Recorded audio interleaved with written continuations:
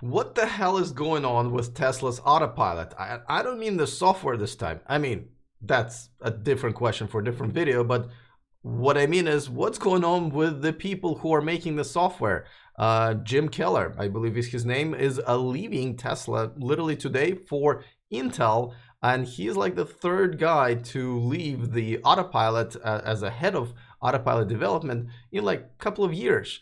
So we're going to talk about that. A few unveilings are still happening. Beijing's auto show. We're going to talk about what's happening, what kind of brands and cars are coming out of that. Leaked image from Volkswagen development of their electric cars. We're going to talk about it. And of course, comment of the day.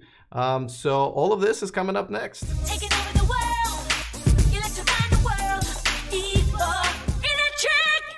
All right, if you're watching this on Patreon Live, welcome and thank you for supporting the show. If you're watching this on YouTube in the replay, please consider subscribing so you don't miss anything moving forward. All right, you guys know that I've been a pretty big critic of Autopilot for Tesla. And of course, my problem is not just with the software and hardware itself, it's actually with the way they've been presenting it. But you know how I feel about it. Today, I want to talk about the fact that VP of Autopilot, Jim Keller, is leaving Tesla, and he is the third one in a couple of years, really fourth one if you count Mobileye, the company that was originally making Autopilot for Tesla. That's what Autopilot 1.0 is until Tesla broke up with Mobileye. We still don't know exactly why, but nevertheless, and they tried to catch up to it and haven't done it until very, very recently. So people buying Tesla with Autopilot 2.0, 2.5 haven't had as good of an experience as I've had for all these years, where I have an Autopilot 1.0 until recently. Elon said that there's going to be a lot of great updates and upgrades to the software, and we see some of them rolling out, and people seem to be pretty happy. But you know, I've defended Tesla before because like every time there's an executive who just left, people go like, oh, see, people leaving Tesla, what's going on? This is relatively common for any industry, especially here in Silicon Valley. But at the same time, at this point, I'm starting to get a little concerned because, you know, this is the same product.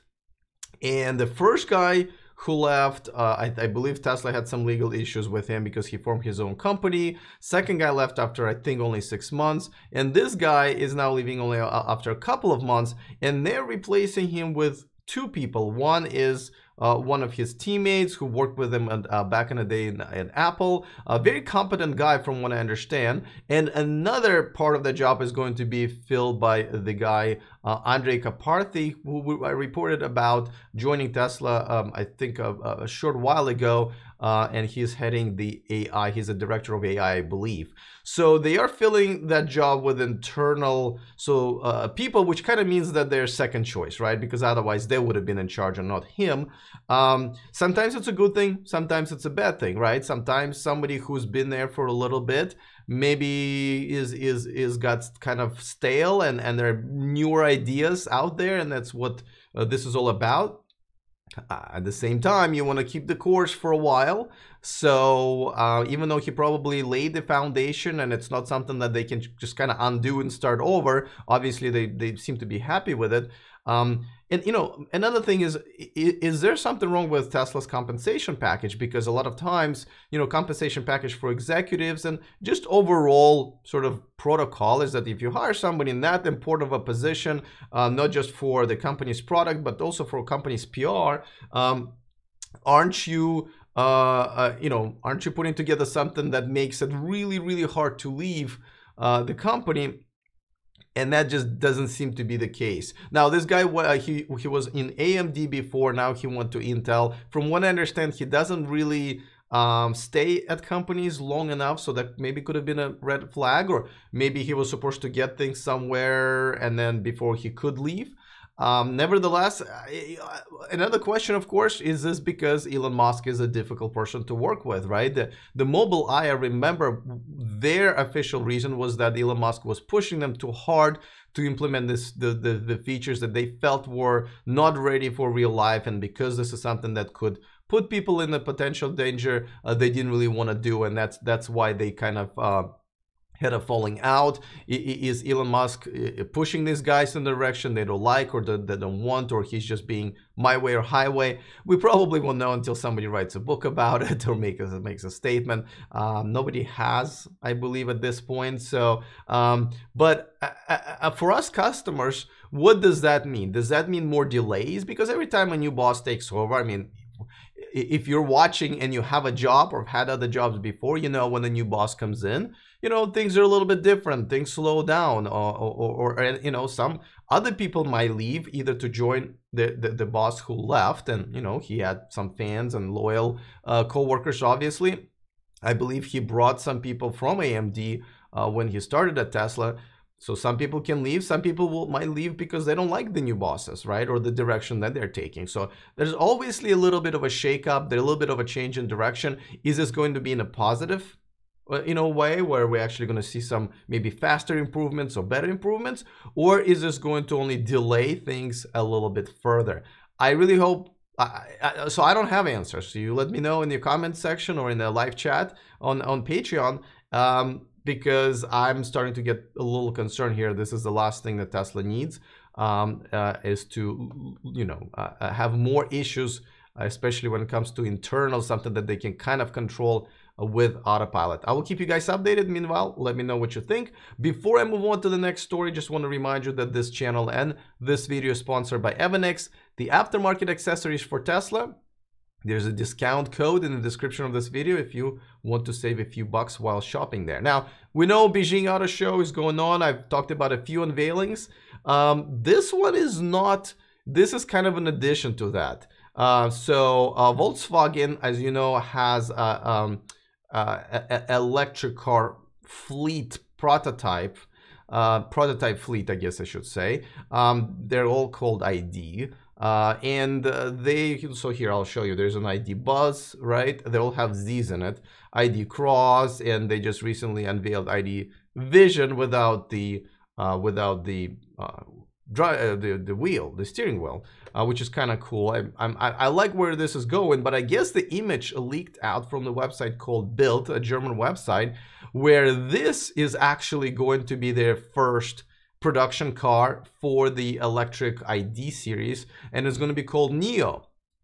I don't see any Z's in there, probably not enough space to fit in there, and they're saying that this is pretty much a production picture of a production car, and it's going to come out in 2020. It has a relatively decent range, starting with over 200 miles, and with an extended, shouldn't say extended, with a bigger battery pack option is going to go into 300. So of course we don't know what it's actually going to be with the EPA rating or the real life actual mileage, but they're obviously giving some options, and it's pretty competitive. They're trying to price it at around 30,000 American dollars, so about a few grand off of Model 3. Not sure if it's going to compete with the Model 3.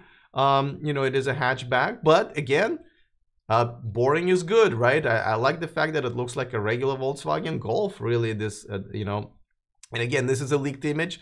We don't know for sure 100%, but this is definitely a good thing, because you know we're getting closer and closer to 2020. Of course, I wish they would have, you know, this is something that would have been in production next year, because you know, I feel like Volkswagen should have been there by now, but it's Volkswagen. So what should we really expect? They just got a new CEO, so maybe he'll move things along much faster. So that's good news for all of us. Now, here's a news that is coming out of Beijing Auto Show, and also about Volkswagen. Now, Volkswagen has a joint venture with Jack, I believe, a Chinese-based company, as you're supposed to with the joint ventures if you want to make cars there. Well, they have a brand that's called Soul, and they have this little compact SUV coming out. This is only going to be for Chinese market, but it's coming out very soon. The range is a little over 100 miles, but the price is going to be under 20,000 US dollars after the incentives. As you know, I've already talked about quite a few new cars that have been unveiled at the Beijing Auto Show that's just going to be for Chinese market. I mean, on one hand, it's kind of disappointing. On another hand, first of all, it is a Chinese auto show, so I'm assuming the cars presented there, or at least the manufacturers are chose to present their cars there, chose the cars that are specifically for Chinese market. On another hand, listen, this is an indication for the rest of the world that, maybe they can catch up to China with their incentives and just the overall EV friendly environment, something that other government can think about. I know Norway and a few other countries are not far behind, or maybe even ahead. But in this case, it sucks to see another car that's only going to be for Chinese market from the manufacturers who honestly could have made this car for Europe or North America. But anyway, it is here. They're going to start producing it pretty soon. Another joint venture. And again, a pretty normal looking SUV. All right, now before I move on to another unveiling that they had at Beijing Auto Show, just wanted to give you some preview. Zach and Jesse are going to be here on Saturday for my Saturday interview series. We already pre-recorded it. It's pretty fun, guys. This is going to be a really cool show, about an hour and a half of it.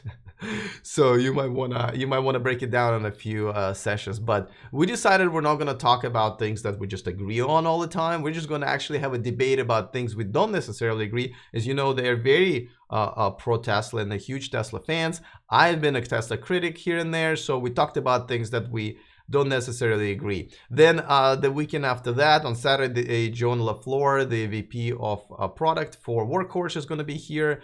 And a week after that, Henrik Fisker is going to be here as well. So I'm still working on getting more guests, of course, in the future, and I'm excited for all of the conversations. Definitely stay tuned. And of course, those of you guys who are Patreons, thank you for your support. You'll be able to watch it all live and ask questions. So there's a perk for you right there. All right, let's move on to another unveiling. I don't know what to think about this company, Pininfarina. They are doing this project with another Chinese-based company, but their design company, specifically Ferrari, is probably the brand that they've most famous for working with, but now they are coming up with their own line of cars. This one was unveiled. It's H500, it's a sedan. I love the way it looks and everything, but it is a hybrid and they're not even telling us what the range is going to be. And they've also unveiled this SUV that also a good looking car. Seems like a full size, I would say. I'm not really sure if you can call it compact. And it is also no specs for the range.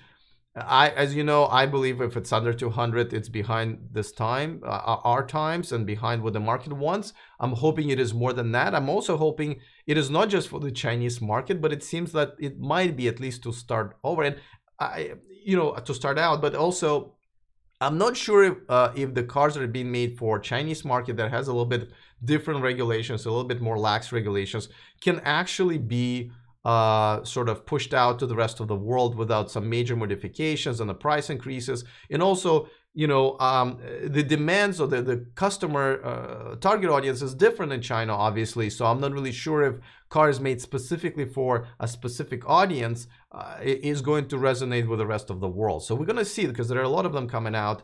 I would be interested to see if this is actually going to work out in their favor or in our favor as customers.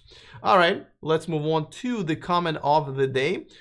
This one is kind of not about anything in particular, but I think some people have been asking about it, so let me answer this. This one comes from Nakshatra, and he asks, what dual motors will make difference except speed? So I'm assuming he's asking about benefits of having dual motors in Tesla specifically, but I'm assuming electric cars in general. So actually it doesn't really affect speed as much. What it does affect is stability of the car and being able to be in control of the car, and that's true for all all-wheel drive cars.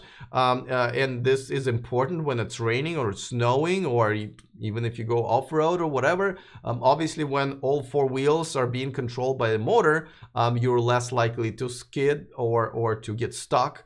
So it is very important for that, and that's why a lot of Canadian reservation holders or Northern American states reservation holders for the Model 3 are waiting for the dual motor because of that. The reason my car has a dual motor, actually I have 70D, it's because it actually has a better range, because from what I understand, from what Elon Musk explained, is that when you have a front motor controlling sort of the movement while the car is cruising, but the back motor is controlling the car more when it's just starting, just taking off, and therefore they're able to efficiently have a use of these motors at different times, and therefore not as much energy needs to be used if it's just a rear wheel drive and that's the only motor that's controlling everything. And it does make sense. The difference is about 10 to 15%. I mean, that's the reason I got the dual motor. I mean, I'm here in California. I really have very limited use for an actual all-wheel drive car, but because of the range I got that, and the price difference wasn't that bad, where I got more range for less money at that point, I felt, than if I would have gotten a regular 70 car. Now my other car is a regular 60, and here's another big difference. Because of most people like to accelerate pretty quick in these cars because it's fun. The rear tires get worn out much faster when you have a real-wheel drive Tesla, or any electric car, than when you have a four-wheel drive. So therefore you kind of save money on tires because they wear out evenly, especially if don't rotate your tires as often as you should. It does help you, not to change the back tires as often. So there are quite a few benefits. If you guys think I missed one, let me know in the comment section, of course. I'd like to hear that. But I think I pretty much covered all the basics here. So I hope I answered your question, and I really appreciate the question. By the way, I have a video out about investing into green energy that I did an interview with this company called Wonder Capital. Check it out. It's on my channel page right now.